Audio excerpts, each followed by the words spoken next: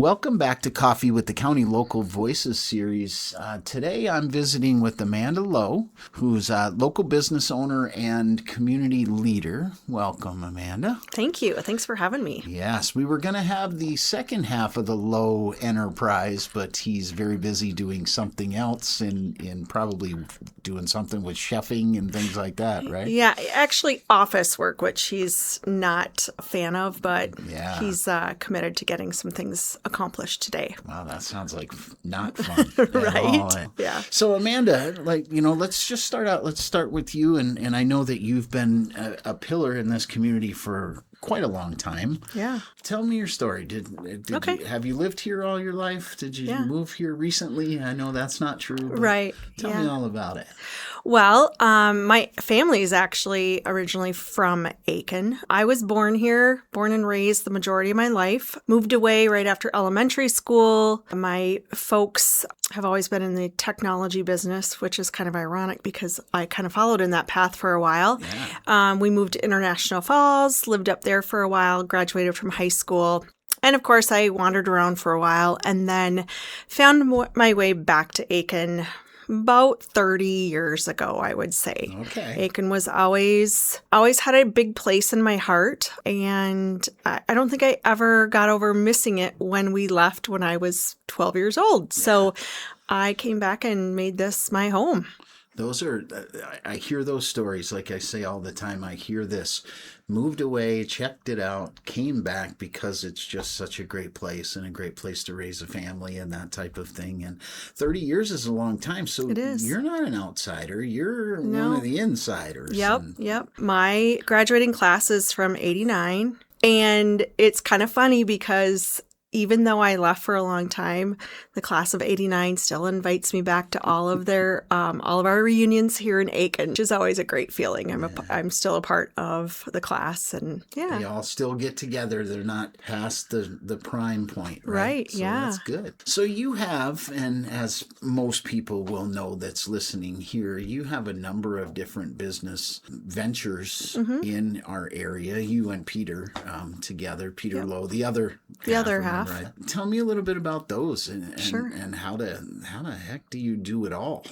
You know, I'm kind of excited. March 4th will be 21 years of the Beanery. So when I moved back to Aiken, I was actually in the telecommunications field. I worked out of town for a long time, 10 years, for my first 10 years roughly. One evening I attended, the county actually put it on, and I'll never forget it. It was at the 40 Club Convention Center, and it was a conversation about the assets of Aiken County and what we had to offer here. Now, this is really going to date me because it was that long ago that there was no internet. No place around here really had the internet. The only place that you could really go was to the public library. Sure. So I had this wild idea to open up an internet cafe. Yes. We've dropped the internet portion of the name. And I took a huge risk, quit my job, and started up the Beanery.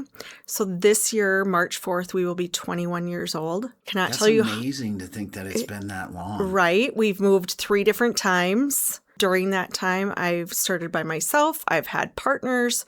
I've sold to my husband. And now I'm just kind of back there. I don't think it's ever going to not be in my back pocket somehow. And it's a staple and a pillar of this area, this community. It really is a destination. I hear so many people that are coming up or passing through or from McGregor or Hill City that are, let's meet at the Beanery. That's just the way that it goes. And that was my vision for the place. I really wanted us to be a community gathering place, and I think that we've really achieved that. Since then, clearly, Peter and I met. I was really good friends with his mom, Becky, who owned a grandma's pantry at the time.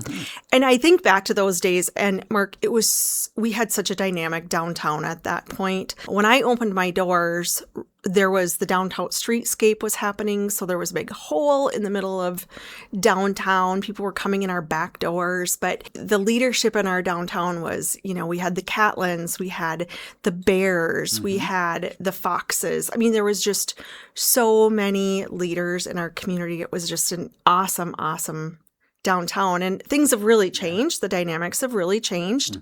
But anyways, Becky was a good friend of mine, and she was a great leader as far as the downtown retail committee went. And once she passed, I met her son, who is now my husband. There you go. Yeah. Magic happened. Magic happened, I somewhere. guess. You know, him and I are a lot alike. We are big dreamers. We get these great big ideas. Sometimes they're a little hard to fulfill, but we try to reach for the stars as often as we can. But what happened was we decided to do a dinner together because people clearly loved his food. Yeah. And he was working in the film industry still, doing catering. And so he came. He hadn't owned Block North before you met? Was it No, after? no, Okay. this was after. Yeah, after we met. And we did this big dinner. We sold tickets and we did wine pairings and 7 courses, and it was phenomenal. And we just kind of hit it off after that. And the rest is kind of history as far as our relationship goes. But in order for us to kind of be together and to continue our relationship, he needed to make some decisions on what to do because traveling just really wasn't in the cards. We talked about a lot of things, and at that time Aiken Furniture had closed, Mike and Elaine Hill, and we ended up buying that building, or I should say he did, because we weren't married yet when he bought the building. And then we started the whole remodel with that building once we got married, and it took about a year to get the building up to exactly where his vision was. Sure. It was really hard for me because he has this amazing vision when it comes to carpentry and the artistic look and just all the pieces that go into a building. I have a really hard time with that. So that was all on him. He would just direct me and tell me what to do. Well, he's got such a great story also, you know, with you mentioned the film industry and being the chef, the catering to the film world and all of that, and then bringing that here, right? Opening up Block North. Somewhere along the line, and I won't get the dates right, but you also were owner of the Aiken Flowers during this time as well. So you think about how busy do you want to make yourself, but you also think about, you mentioned the staples or the leaders in the community in the downtown area. Yeah. You guys had created and continued that momentum, right? And there's good momentum going on there from a different end now. It's more of an entertainment destination right now, entertainment and some food and beverage destination. So who knows, you know, if that's right or wrong or what should happen down there. But there are some good things that are going on, and you guys are creating still that momentum. The destination of the Beanery, the destination of Block North, very famous in you know, regional Minnesota here that people want to come to. So you have Block North, you have the Beanery, you have Aiken Flowers, well, Grandma's Pantry. Then we turn that into Pal and Company or Pal and Co. Right? So we have that. We decide we need pizza, which is the locker room.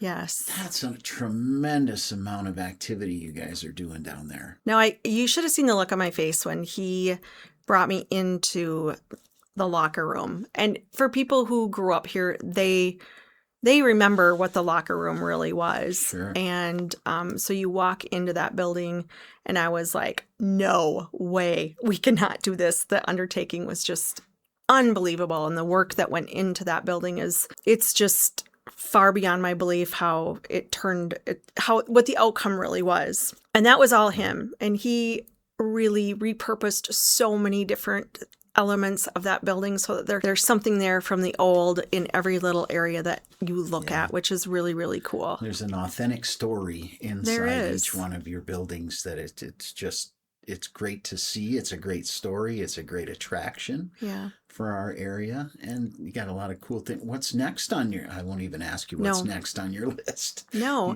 I can dispel maybe some of the rumors that are out there. Oh, are there rumors? There's always, I know, right? Aiken? Yeah. So about a little over a year ago, we actually purchased the building right next to Block North. Okay. Which was Lori's hair studio. And Mike and Elaine Hill owned that building as well. and we purchased it from Elaine a year ago, and we've just kind of left it as is. Our intentions were to take the back end of that building and create a kitchen for our catering business, because our catering business has really, really grown and evolved over the last couple of years. Yeah. We've got a lot of people wanting to come up to this area to have their weddings, reunions, things like that, because it's more cost effective for them to come up north, which we're happy about. It brings us a lot of business. We most recently decided that it was time to make the change and to really start investing in that building. So unfortunately, we asked the hairstylist there to, find a new location to go to. And we did grant them some extra time to, find a new space and to move. And as far as I know, I believe all of them are in a new space, working with new people, but they were nobody was displaced, Sure. which was our goal. And so now the next step is to start remodeling that building so that we can actually have an overflow of seating in the front half, and then in the back have a kitchen for catering and overflow.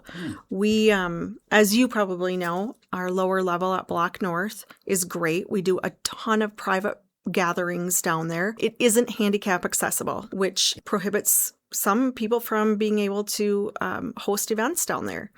This space will allow us to host additional events in that private space. We can have private dining over there. And we can just open it up if we have, if it's a busy night like Valentine's Day was, and we could have additional seating over there. So it's really going to increase our capacity. Yeah, that's amazing. It's fun to hear that there's cool things like that continuing to go on. I know every time I go into Block North, whether it's lunch or whether it's dinner, there's a line of people that want to get in there and have food and enjoyment.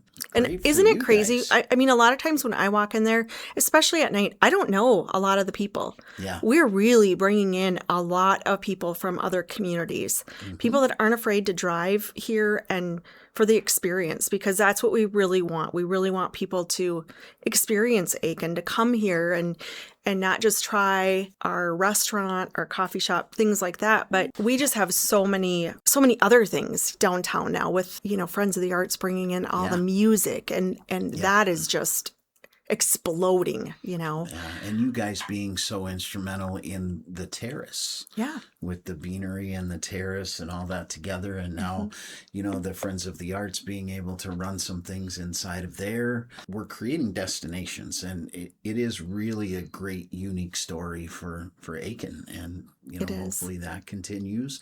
Hopefully we can see more businesses expand. That's what's most important, is to allow our existing businesses to grow and flourish. And if there's new that wants to come in, that's good too, but it's most important to take care of the ones that are here and that see them expand and grow and really be profitable. Yeah. So you have all those things. We talked about all those businesses. You'd think you don't have enough time. Maybe I don't know how I can help in the community, but you're also very active in the community, right? You've done some things. I remember when I first came here, it was Amanda City Council member. Yes. And you've been part of the chamber, and you've been a chamber director at that point. And a lot of different things. What are some of the other things? I know CLC, you sit on the board of CTC. CTC, sorry, not CLC. Yep. That's a great opportunity. That was a great opportunity for me to keep my technology background in play, and what a great company to be a part of, and the opportunities that they bring to our rural community for broadband connectivity. So I'm a part of that. Peter is really, really, his passion is really with Friends of the Arts, and he does a lot of work with the school.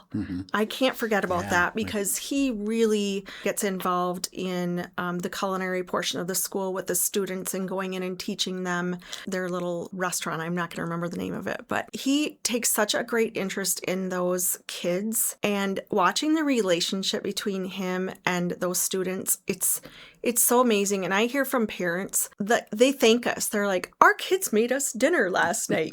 They're just so excited. And we have, you ask how we do it, but we have a great, great staff. I look at our staff at Block North, and the majority of the people have been there since the day we opened. So our That's a great story in it's itself. it's a great story. And now we've got younger kids working for us, some 15-year-olds that are hostessing that are amazing. We've got some high school kids that are in our kitchen that we've been able to promote, and it's really kind of cute because they'll send Peter pictures of menus and ask, what should I order when I'm out of town? He is a leader with these young people, and it's just really nice to see them respond and really take an interest in our business. Yeah. And, they're learning so much. They're getting mentored, but they're learning, and it could turn into a career for them, just like it was for Peter and for you. And, Yeah. Whatever we can do to get that younger Aiken community Exactly. involved and educated up, and anything that can be done. So I think, we do these podcasts, we do the Coffee with the County podcast as an outreach to the community, right? Whether it's inside of Aiken County itself, our different employees and what they do as an education thing. We started this Local Voices series because people need to hear what's going on in the area. And, Peter and yourself will never stand up and want credit for the leadership that you're providing, but people need to know that that's going on, and they need to know that the things that you're doing are creating such huge momentum. And to be able to bring you in and just give you a thank you for everything you're doing in this town, in this area, because we are creating destinations. And, 1 block north from the stoplights. I wonder why it's called Block North, right? That's the first thing Peter told me when I know. met him. He's like, you know why it's called that? And I was like, makes sense. It does make sense. And it is really easy to, when people ask, where are you located? We're just like, it's just 1 block north, and that's the name of it. Yep. So, yeah, and that's awesome. Yeah. Mark, I think I was with a group of individuals yesterday, and I think something that you really find in our community that makes living here so special is the passion that people have in Aiken County. And I said this yesterday to a group, whether it is supporting a family who is going through a tough time and those fundraisers that we'll do, any sort of tragedy, or we really come together as a community to make things better and to help one another. And that's passion. And you don't find passion everywhere you go. I will say that is one thing Peter and I have in common is we have a lot of passion for our community, and we don't want to see it. We want to leave it so much better than it is today, so that our next generation can come in and that they can thrive while they're here. They can grow their families here, and that people want to come here. So, and I see that a lot with a lot of people in our community, is that just that passion to make this the best place to be. Well said. And thank you for that and your passion. And I'd love to have you guys come back anytime. Yeah. If you can get Peter out of working so much, we can talk to him too, but that's all well and good. We'll catch up with him again. Amanda, thank you for coming in and sharing your story with us. Yeah, thanks for having us. And next time I'll make a special effort to get him. He'll make sure he's here next time. He was a little sad he couldn't be here. So yeah, great. It's good to see you. Yeah, good to see you too. And you're listening to Coffee with the County.